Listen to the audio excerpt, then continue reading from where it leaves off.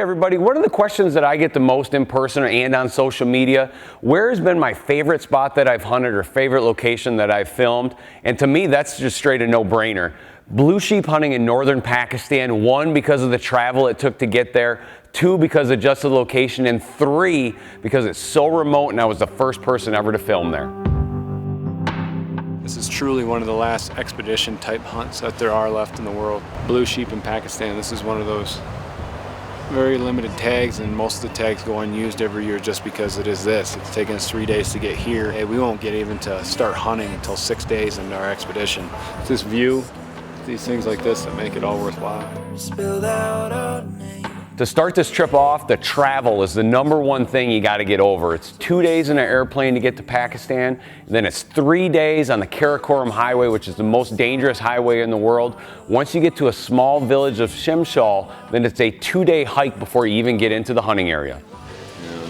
It'll be a long and brutal day, but it's going to be some scenic country after about 3 to 4 hours when we start getting in the mountains. It's an amazing road. One of the big things I had to get over was just driving on the Karakoram Highway. I'd heard about it, but until you actually get to experience what it is, you don't realize how dangerous it is. So I get asked, why is it so dangerous? Well, the #1 thing that pops up in my mind, people in Pakistan, and especially that part of Pakistan, just don't go through driver's training like we do here in the US. Then just how the road is formed through the mountains, you get a lot of rock falls to where you have rocks literally in the middle of the road. It's a non-lit road. There's no guardrails, so all of a sudden you'll be driving and looking off on a 3,000-foot cliff. To see it, it's crazy.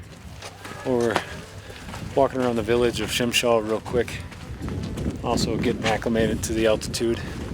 We'll be going up a couple thousand more feet tomorrow. And getting a feel for how cold it is also.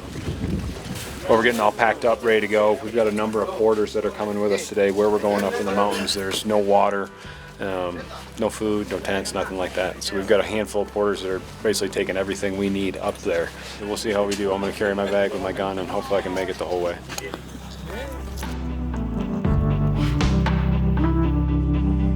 Well, we just started to hit snow level. We've been going half day so far.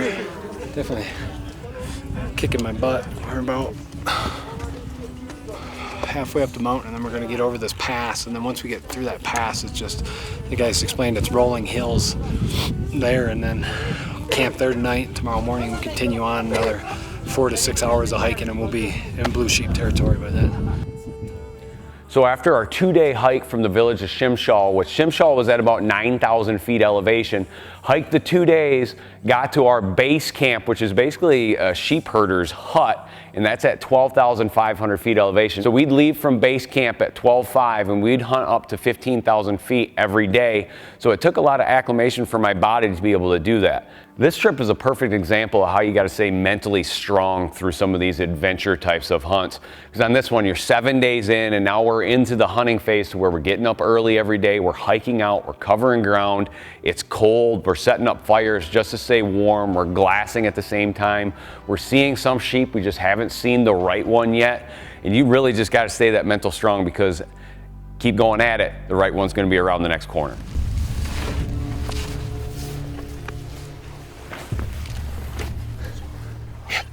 You let me know if they do, okay? Waiting for him to stand up.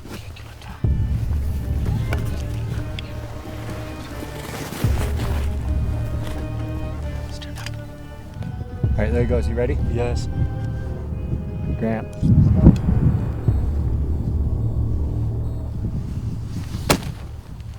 Yes!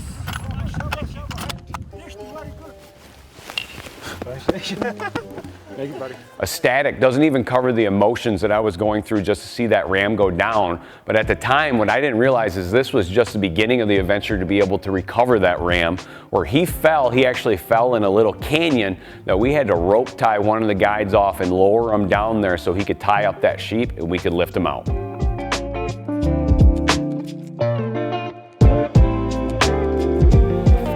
Looks pretty good for taking a tumble.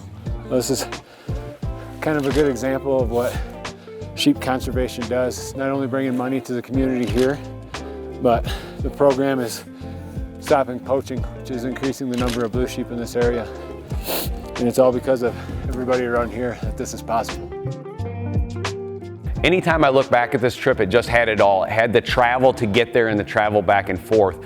Physically and mentally challenging. This was also the first and only time this hunt has ever been filmed. So I look at that, why has this hunt only been filmed one time when we did it? The travel to get there. 7 days in, 7 days out. So you're 14 days in before you even get to hunting.